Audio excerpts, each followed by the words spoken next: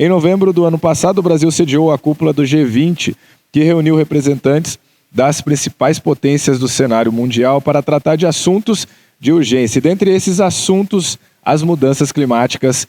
A declaração final do G20 realçou a necessidade de haver uma mobilização global e multilateral, com ações que possam aliviar aí os impactos das mudanças do clima. Tendo o privilégio e a responsabilidade de abrigar em seu território 60% da maior floresta tropical do mundo, a Amazônia, o Brasil ele realmente é riquíssimo, não é não? E sendo aí signatário do Acordo de Paris, que visa combater as alterações climáticas, o país vai sediar também a Conferência das Nações Unidas sobre as Mudanças Climáticas. Isso vai ser em novembro deste ano, na cidade de Belém, lá no Pará.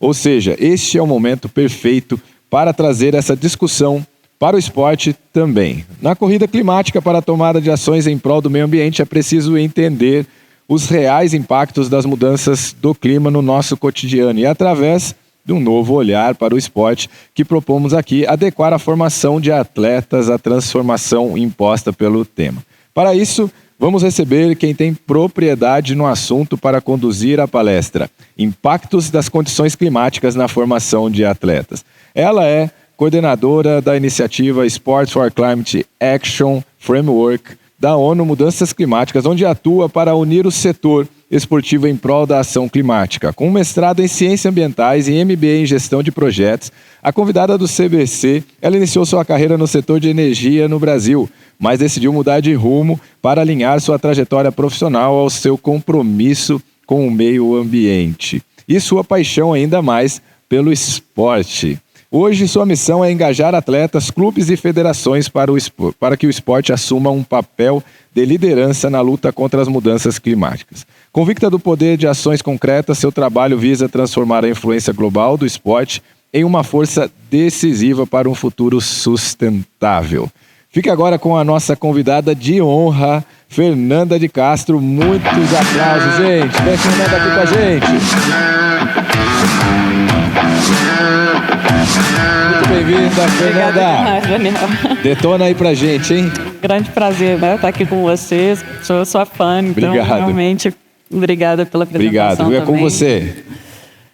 Bom dia a todos. Eu estou aqui entre vocês e o almoço, então obrigada por vocês estarem aqui para ouvir essa conversa hoje. É um grande prazer de estar aqui, né? Como o Daniel falou, eu trabalho na ONU Mudanças Climáticas, na Alemanha, há 5 anos. A ONU Mudanças Climáticas é uma convenção que foi criada, na verdade, aqui no Brasil, na Rio 92. E hoje a gente tem, né, a nossa secretaria lá em Bonn, na Alemanha. Então, também um grande prazer, como brasileira, de poder estar aqui hoje e conversar. Obrigada. E conversar um pouquinho com vocês sobre esse tema que é super importante. Queria agradecer, primeiramente, ao CBC pelo convite, né? Felipe, o João, a Milena, a gente tem, né, conversado bastante e identificado possibilidades de cooperação. Como o Daniel falou, a COP, né, a Conferência do Clima, esse ano é aqui no Brasil, então também é uma grande oportunidade para o esporte, né, para assumir essa liderança também na ação climática, e é isso que a gente vem trabalhando intensamente esse ano, né, com o Ministério do Esporte, com o COB, com o CBC, com outras organizações esportivas também aqui do Brasil. Então, muito obrigado pelo convite, pela oportunidade de a gente apresentar aqui o trabalho. Para a gente falar, para a gente entender, né, essa conexão do esporte e do clima, das mudanças climáticas, a gente precisa olhar para 3 perspectivas. A primeira é como o esporte afeta o clima, então todas as atividades do esporte, dos eventos esportivos, têm emissões de gás de efeito estufa associado que contribuem para as mudanças climáticas. O segundo aspecto é como as mudanças climáticas já estão afetando os esportes, né? Então, como a gente conhece o esporte, principalmente ao ar livre, então como enchentes, calor extremo, secas, como todos esses impactos da mudança climática também estão já impactando os esportes. E a terceira perspectiva é como a gente pode usar o poder de influência do esporte para mobilizar a ação climática.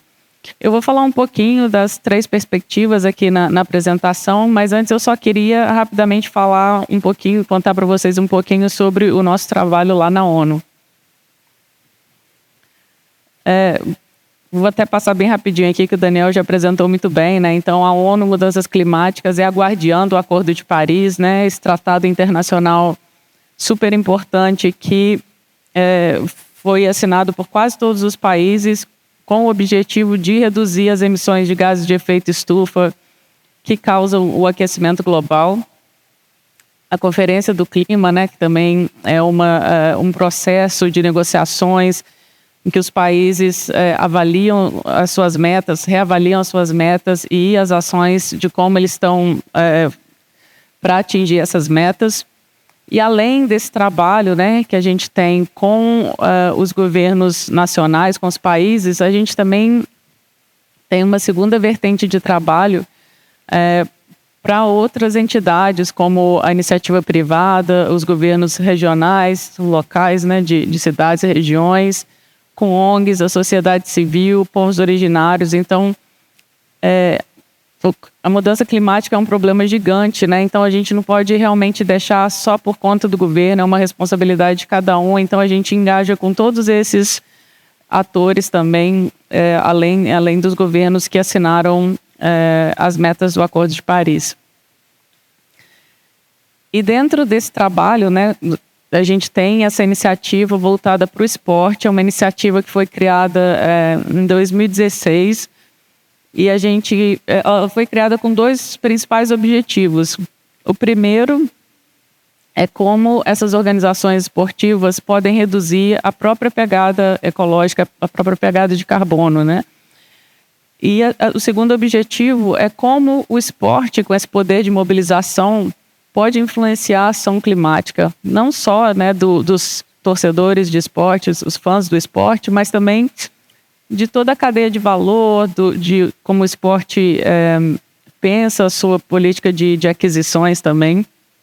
E dentro da iniciativa a gente também tem os princípios, né? Então, quando as organizações decidem assinar a carta de compromisso para fazer parte da iniciativa, elas estão se comprometendo também com esses princípios de criar um plano de transição climática. Então, como ela pretende atingir aquelas metas lá da carta de compromisso que elas assinaram, como elas vão engajar em parcerias com cidades, com organizações privadas para promover essa ação climática. A comunicação também é super importante, né? Então, ter transparência de mostrar as emissões dessa organização, mas também as ações que estão sendo tomadas para mitigar os impactos das mudanças climáticas. E também de criar iniciativas de solidariedade pelo clima. Então, a exemplo da solidariedade olímpica, né? Como a gente consegue, as empresas as organizações que têm uma condição financeira melhor, conseguem suportar também as ações de mitigação de emissões e de adaptação ao clima para as organizações menores. A gente aceita como signatário, né, da nossa iniciativa. Você vê aqui bem diverso, né? Então a gente tem clubes e times, entidades dirigentes, federações. Então realmente a ideia dessa iniciativa é ser bem diversa para a gente também ter os diferentes pontos de vista, diferentes perspectivas. E hoje a gente tem em torno de 268 signatários. Aqui tem a distribuição regional, né? Então a gente vê que ainda as organizações esportivas da Europa e dos Estados Unidos têm uma representação muito grande no quadro, e isso é um cenário que a gente realmente quer mudar. Então, esse ano aqui no Brasil, né, esse engajamento que a gente está tendo também é para trazer mais organizações do Brasil, para a gente ter essa perspectiva, a voz também, né, de todas as regiões.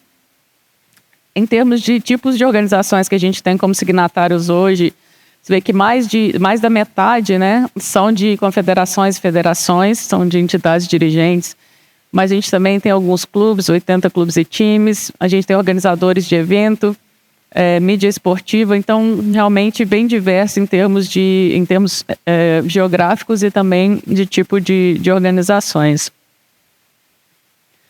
Dentre, né, os signatários que a gente tem hoje na nossa iniciativa, a gente tem organizações bem grandes, né, como a FIFA, a Fórmula 1, o COI também, que é um signatário que ajudou a fundar a iniciativa, então eles estão com a gente desde o início, eles são os parceiros, são super engajados, estão trazendo também os comitês olímpicos nacionais para a iniciativa, então eles são muito comprometidos e um grande parceiro nosso.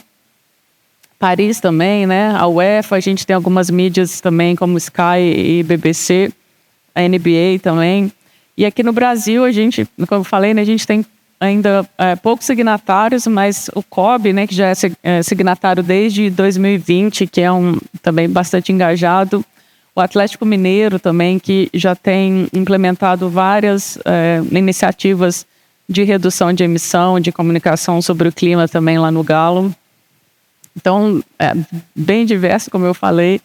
E além, aqui eu coloquei, né, umas grandes organizações, mas a gente também tem clubes que são pequenos e que querem começar a entender um pouco mais sobre o assunto e implementar ações também. Às vezes, um clube pequeno que nem tem uma emissão tão alta, mas tem um poder de influência na comunidade e quer fazer parte da iniciativa. Então, todos são muito bem-vindos para fazer parte com a gente. Bom, como eu falei, das 3 perspectivas, né, eu vou começar aqui então com a primeira, que é como o esporte afeta o clima. Então, todas as atividades, né, as operações das organizações e os eventos esportivos, principalmente, têm emissões de gases de efeito estufa associados a essas atividades, né? O transporte é a principal fonte de emissão, então, seja de transporte terrestre, transporte de atletas, transporte de torcedores, transporte de equipamentos e materiais. Então, realmente, esse é a grande fonte de emissão que a gente vê nos relatórios que a gente recebe dos nossos signatários também. Uso de energia nos estádios, vou nem citar todos aqui, né, os resíduos, mas então todas as atividades, né, elas têm uma emissão associada que está impactando o clima. Então, é muito importante que a gente entenda onde estão essas fontes, que a gente consiga, né, a gente viu aqui na palestra anterior, né, você precisa medir para conseguir gerenciar. Então, realmente entender onde estão essas emissões, essas fontes de emissão e fazer um plano para mitigar, para reduzir essas emissões. A gente vê já que algumas organizações estão implementando muitos projetos para reduzir essas emissões. Às vezes, uma iniciativa bem simples, né, como foi o caso da Bundesliga, que é o campeonato alemão. Eles criaram um site para caronas. Então, ao invés de ter uma pessoa viajando em cada carro, né, para o estádio, eles organizam essas caronas. Então, ao invés de ter 5 carros, a gente pode ter um carro com 5 pessoas. Então, isso já evita que essas emissões aconteçam. Ano passado, também, pela Eurocopa, a UEFA fez um projeto super bacana. Eles criaram primeiro essa calculadora de emissões que eles distribuíram gratuitamente para os clubes que estavam participando da Eurocopa. E depois, quando os clubes mediram as emissões, eles fizeram uma contribuição para um fundo climático. Então, para cada tonelada de emissão, eles doaram para esse fundo, acho que era 25 euros. E no final, a UEFA conseguiu arrecadar, colocar nesse fundo 7 milhões de euros. E eles criaram uma chamada de projeto. E os clubes de base, eles aplicaram com projetos voltados para o clima. Então, projetos de mitigação de emissão, projetos de adaptação. Então, energia solar, equipamentos para irrigação mais sustentável. Então, vários tipos de projeto. E eles tiveram acesso, então, a esse fundo criado e mantido pelos clubes que participaram da Eurocopa. Aqui no Brasil, a gente tem o Atlético também, que é um exemplo que a gente sempre fala sobre, né, que eles têm já painéis solares lá no centro de treinamento, eles têm uma floresta preservada, com várias ações também para reduzir as emissões. Paris, ano passado, né, os Jogos Olímpicos também, eles pensaram todo os jogos, assim, desde o conceito, desde o projeto conceitual, sempre falando de sustentabilidade. Então, se eles comprassem uma cadeira, eles tinham que saber qual seria o destino daquela cadeira depois dos jogos. Então, circularidade de materiais, utilizaram a infraestrutura existente, evitaram realmente de construir novas instalações. Obviamente, né, Paris já tinha uma infraestrutura muito preparada de transporte, de arenas, mas realmente esse, né, conceito de pensar tudo da ótica da sustentabilidade do clima para reduzir as emissões. Um outro caso na Alemanha, né, esse Clube Hoffenheim, eles têm uma arena zero, então a arena é toda movida por energia renovável. Eles têm um sistema de tratamento do lixo também dos eventos, então, e o nome, né, Arena Zero. Então, além de reduzir as próprias emissões, também essa questão da comunicação, né, de passar essa mensagem para os torcedores. A gente se importa com o clima e, né, obviamente, como torcedores, isso influencia muito também. Então, vários casos interessantes já pelo mundo, inclusive aqui no Brasil.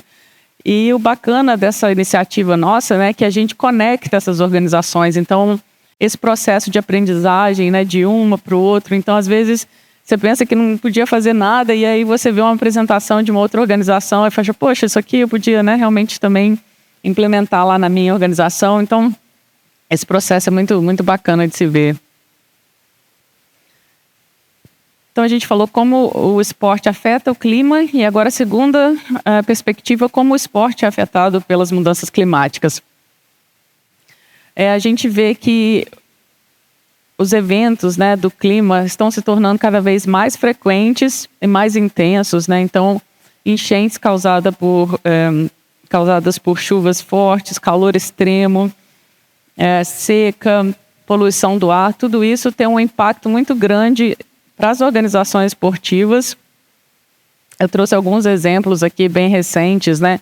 Então, as queimadas agora em Los Angeles, que obrigaram alguns jogos da NFL a serem transferidos para outros estados. Então, a gente vê, né, que existe muitos cancelamentos causados por calor extremo ou por enchentes, infraestrutura também sendo atingidas. A gente viu ano passado aqui no Brasil, né, lá no Rio Grande do Sul, os estádios do Internacional e do Grêmio, que ficaram nessa situação e quanto eles tiveram realmente que investir depois também para recuperar, sem falar, obviamente, dos custos emocionais, psicológicos de tudo que aconteceu lá. Jogos de futebol, né? O Flamengo cancelou o jogo com o Botafogo do futebol feminino, a Taça das Favelas também cancelada por conta das chuvas. A gente viu umas 3 semanas no Jornal Nacional que a FIFA está pensando já mudar o calendário da Copa de 2026 por conta da previsão do calor extremo nos Estados Unidos e no México. Então, os impactos, né, que eu acho que há algum tempo a gente pensava que isso era uma coisa assim que ia acontecer no futuro, mas não, a gente está vendo realmente que está acontecendo e cada vez mais casos, infelizmente. E, obviamente, né, os impactos também nos atletas. Então, o calor extremo que impacta diretamente o rendimento do atleta, aumenta o risco de lesões, aumenta a desidratação. Então, os cuidados precisam ser mais intensos também para proteger o atleta. Qualidade do ar, que também impacta o sistema respiratório, resistência, recuperação. Enchentes também, que acabam cancelando treinos, então também impacta na performance e na continuidade dos treinos. Trouxe alguns exemplos aqui também, né? Tóquio, que foram considerados os jogos mais quentes, que até então, atletas realmente passando mal, vomitando, desmaiando pelo calor. Em Paris, a gente viu vários atletas usando aqueles coletes de gelo para conseguir jogar, as pausas que também estão aumentando durante os jogos. Teve esse estudo também aqui da Federação Internacional de Atletismo, né, que 75% dos atletas já sofreram por conta das mudanças climáticas. O Aberto de Tênis da Austrália também, que implementou uma política de calor extremo, então eles têm alguns indicadores, eles continuam medindo esses indicadores e a partir de certas métricas eles vão cancelar, suspender os jogos ou fazer pausas maiores. Então, o impacto na saúde e no desempenho do atleta é gigantesco. Então, a gente precisa realmente pensar nas mudanças climáticas sob diferentes aspectos, né, diferentes perspectivas, e se preparar e se adaptar realmente para proteger as nossas instalações, para proteger nossas organizações, para estar preparado com os custos e principalmente, né, para proteger a saúde dos nossos atletas. Eu achei muito bacana, muito interessante esse gráfico do BASES, que é uma organização lá do Reino Unido, né, que mostra um pouquinho, é interessante para os técnicos, para eles entenderem alguns sinais de alerta do calor extremo, né, e os níveis de gravidade também. Então, alguns sinais de alerta podem significar doenças, né, relacionadas ao calor.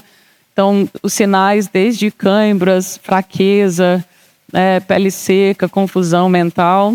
Isso, né, pode estar dando sinais importantes para os treinadores, né, de doenças como exaustão pelo calor, insolação. Então, realmente é importante ter isso em mente para agir rapidamente, para reidratar, para algumas medidas também de toalhas molhadas, ou como a gente falou, né, dos coletes de gelo, para minimizar um pouco esses sinais e as doenças.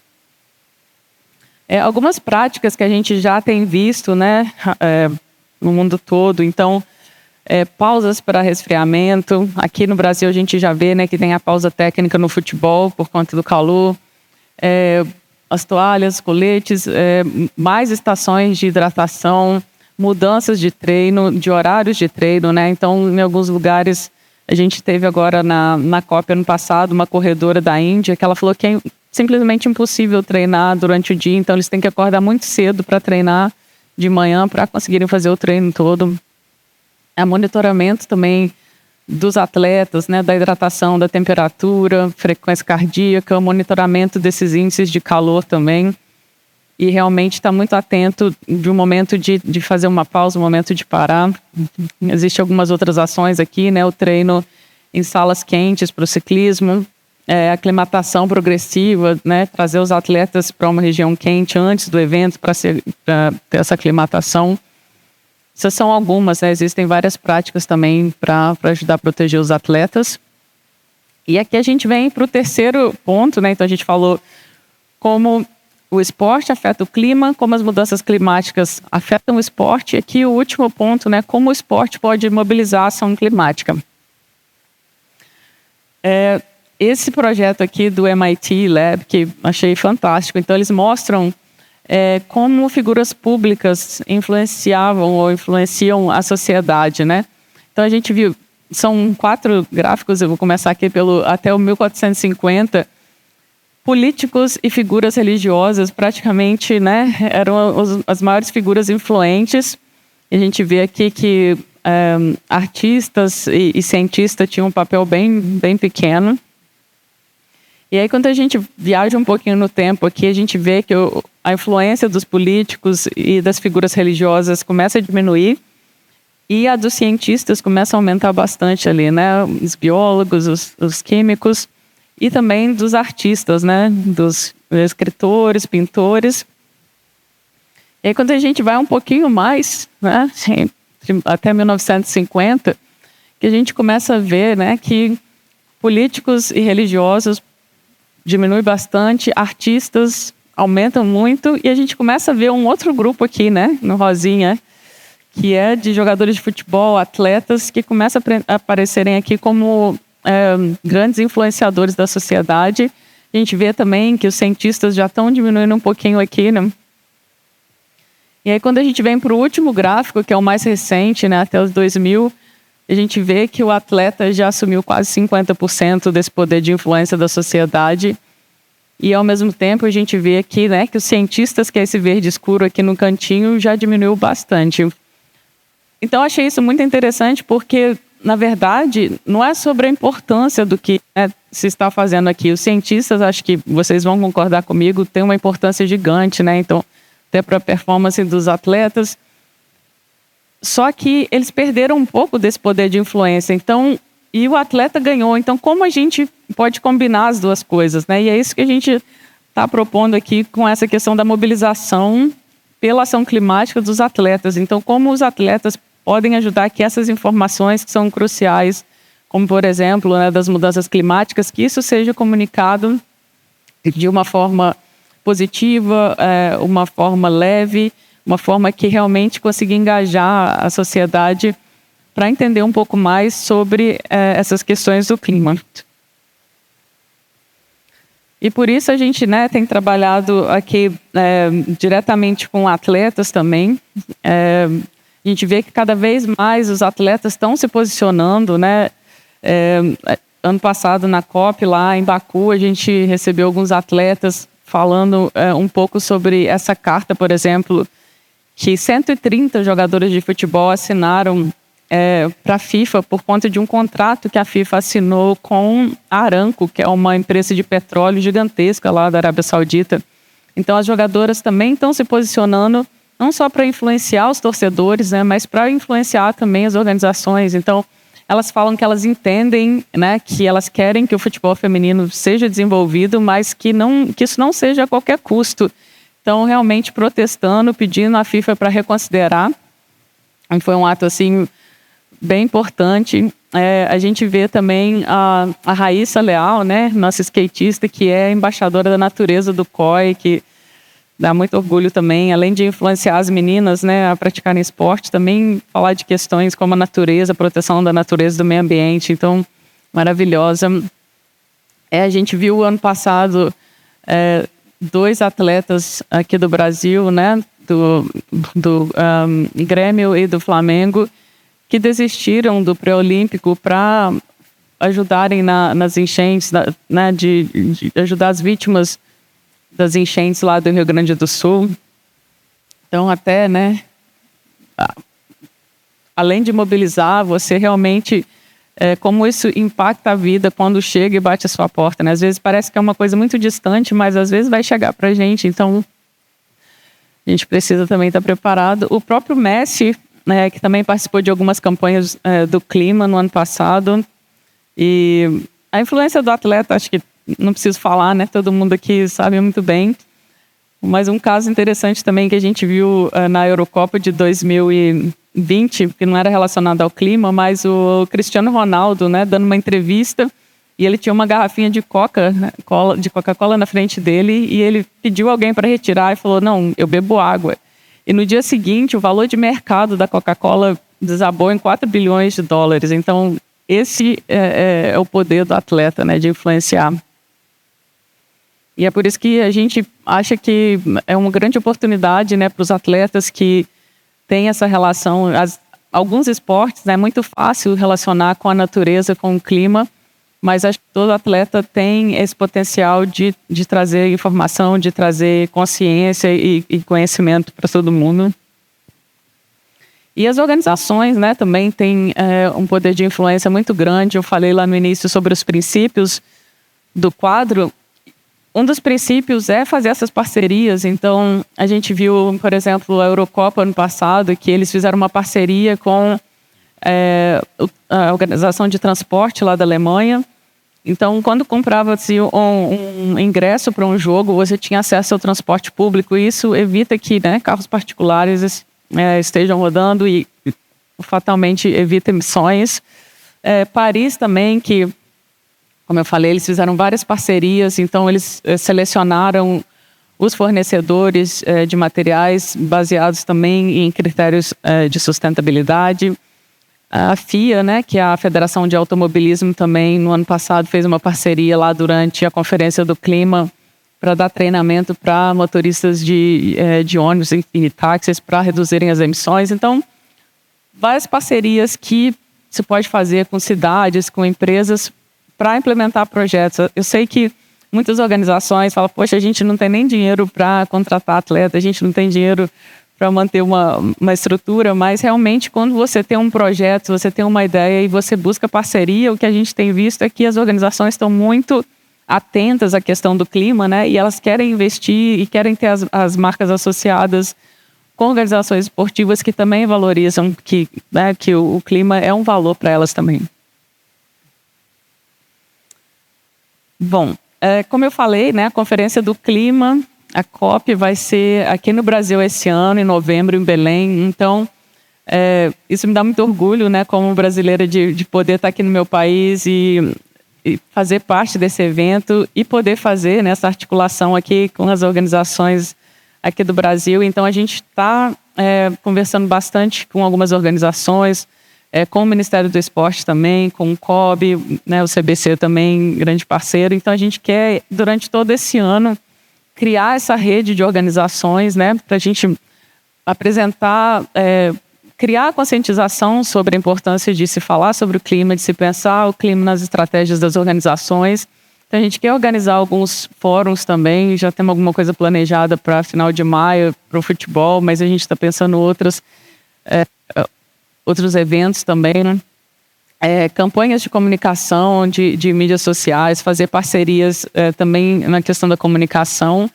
Realmente, todas essas ações para criar essa consciência. Acho que esse ano é muito especial porque a questão do clima está muito presente aqui no Brasil por conta da COP, né? A gente vê que está sempre saindo nas notícias, então é um momento que a gente consegue falar sobre isso com mais facilidade com as pessoas.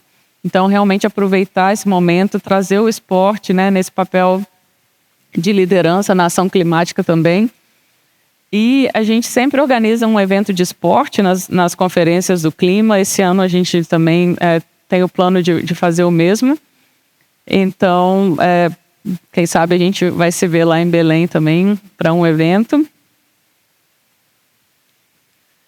E se vocês quiserem saber um pouco mais sobre a iniciativa, né, como eu falei, os clubes são convidados a participarem também.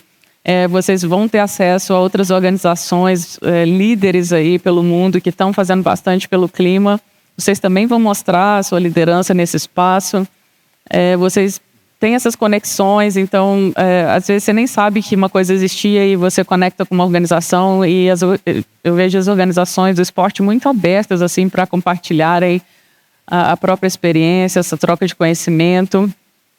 E, claro, né, os fãs também, os torcedores, eles estão cada vez mais conscientes e eles querem também que a organização esportiva esteja alinhada com as questões do clima. Então, acaba que você consegue engajar mais também com os torcedores. Não tem nenhum custo para se tornar um signatário da iniciativa e você tem acesso assim, a treinamentos, workshops e as outras organizações. Então, realmente fica o convite aqui, se vocês quiserem fazer parte. Vou deixar o contato aqui, esse é o nosso site, o nosso e-mail. Acho que é uma oportunidade também por eu ser brasileira e estar lá na ONU e poder, né, conversar diretamente com vocês. Então, por favor, sintam-se à vontade para escrever e a gente vai se falando e talvez a gente se veja em Belém, na COP, né? Se algum de vocês vierem para participar no nosso evento do esporte. Acho que era isso. Muito obrigada por todos que ficaram aqui. Obrigado!